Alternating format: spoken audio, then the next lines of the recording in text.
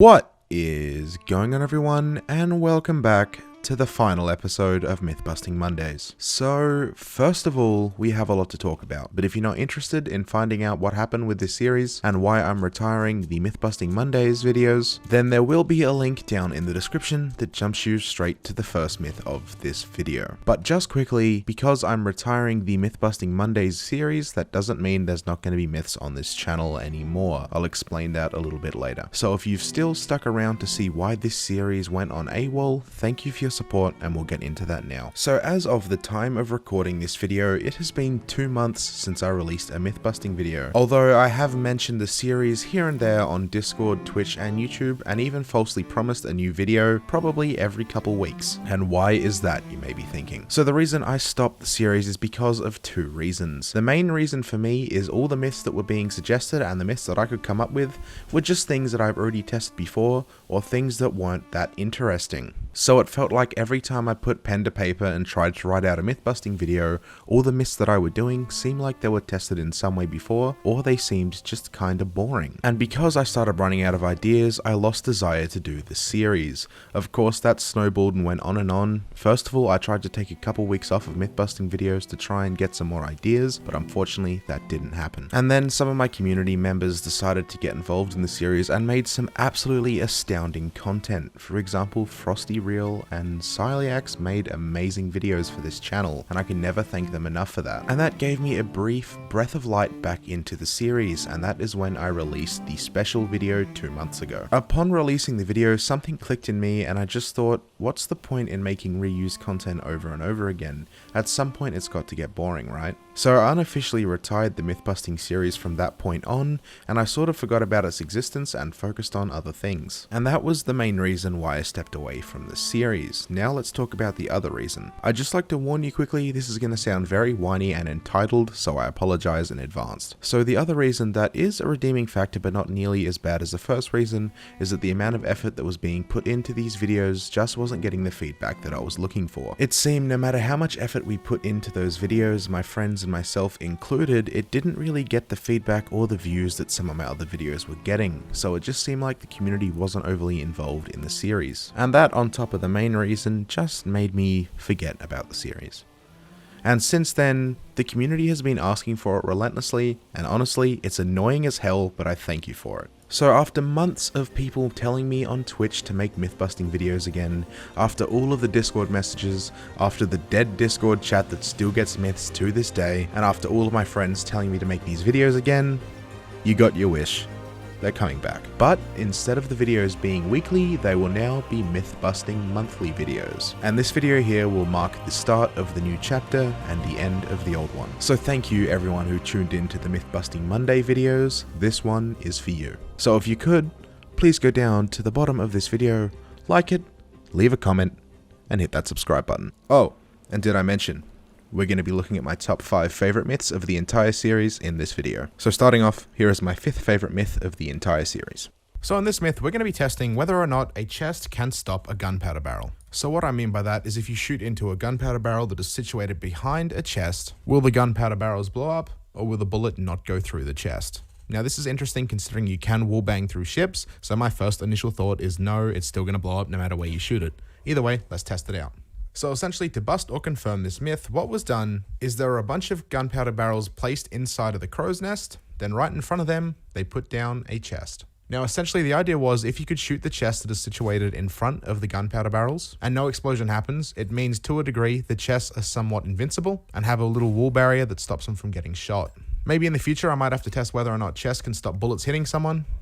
But for now, let's just talk about the gunpowder barrels. So as you can see in the video, if you situate a chest in front of gunpowder barrels, no, those gunpowder barrels aren't going to blow up. Is the Shrouded Ghost real?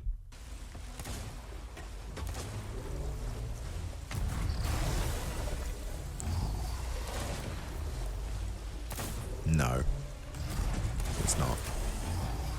Severic Ninja. An Epic Ninja wants to know, can you survive a keg explosion inside of a cannon? So while testing this, we went a little bit overboard just to work out some variables to see if this was possible. Spoiler, yes, it's possible. So to start off, we made our way to a fort, then I got Beanicle to sit inside of a cannon. While he was inside of a cannon, I lit a gunpowder barrel that was placed directly behind him, which would have killed him if he could take damage. And all that happened after the keg exploded was he got shot up into the air. As you can see, it didn't harm him, and I believe I took more damage than what he did, although he was much closer than I was. But even after that, I was not satisfied. So after that, I got him to get back inside the cannon after we repaired the ship, then I put a keg directly on top.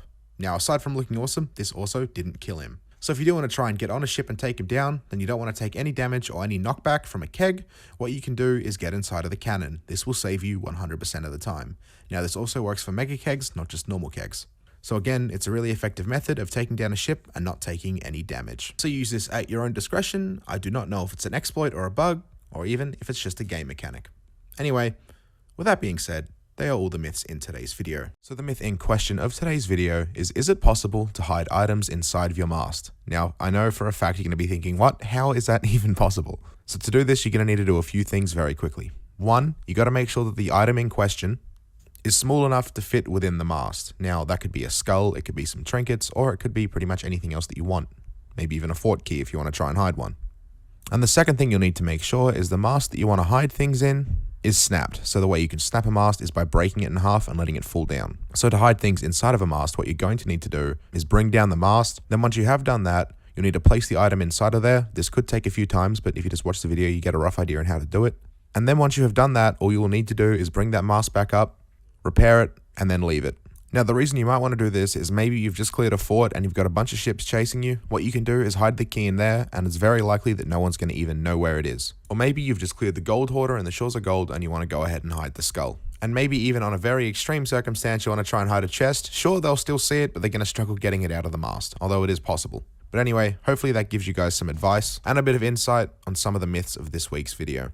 Final question. So this is a question that was given to me on Discord by the user C. Craig. Now, he is someone who was in my Discord and seen my notification and reached out to me. So he asks, can you bucket and repair through the shroud and get to the Shores of Gold? So if you don't know where the Shores of Gold is, it is located in the far northeast side of the map. It is a new area or new island that has been added into the world in the new Tall Tales update.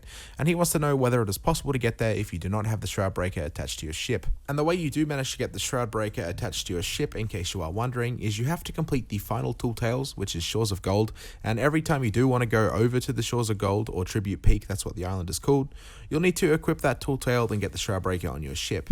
And that is the only legitimate way, I guess you could say legitimate, but the only legitimate way that you can actually get to Tribute Peak. So let's go ahead and test this myth and see if it is possible. So the way I tested this was very simple. First of all, mainly the way you're going to see in this video, but first of all, I went out by myself in a sloop because it is easiest to keep a sloop afloat if you are with 1 or 2 people. And I just sailed directly north from the top side of the Devil's Roar to see if I could get there. But I've also gone directly east from just north of Galleon's Grave with 2 people, and I did wield the same result. So every time I done this, something really weird happened. Now, spoiler, your ship doesn't sink. That's not going to happen to you. If you can manage to keep the water off the top level and out of the hull, your ship's not going to sink. But that being said, though, if you are going over to the Shores of Gold and there is another ship in there, you're not going to be able to see the island, but you can see the ship from the second you do get into the Red Sea. Bonus little tip, I just thought I'd mention it because it's interesting. So what happens when you do manage to attempt to reach the Shores of Gold without a Shroud Breaker is you're going to black screen. Very anticlimactic, I know, but I had to test it. We also did try shooting yourself with a cannon over, and all that happens is you just get destroyed, so that's not going to fix either. And when you do get black screened, it's going to spawn you onto a fresh ship. Although your ship doesn't officially sink, you'll still be granted a new one, but that doesn't mean you'll find your ship randomly floating around in the Red Sea, because that just doesn't happen.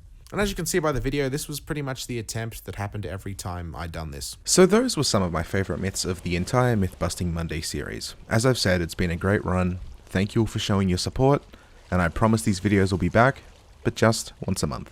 Alright, hopefully you enjoyed this video or learned something new. If you'd like to support my channel and the work that I create, feel free to subscribe and hit that notification bell just below this video. Alternatively, feel free to leave a like and leave a comment to show your support. I try my best to read every single comment. If you head down to the description of this video, you're going to find a few links that may interest you. First of all, I have a Discord link. If you'd like to join my community, feel free to click on that and make yourself at home. I also have my Twitch, Twitter and Instagram link down below if you'd like to support me there. And finally, there is also a Patreon link if you are interested. So anyway, hopefully you have enjoyed this video and I cannot wait to see you in the next one.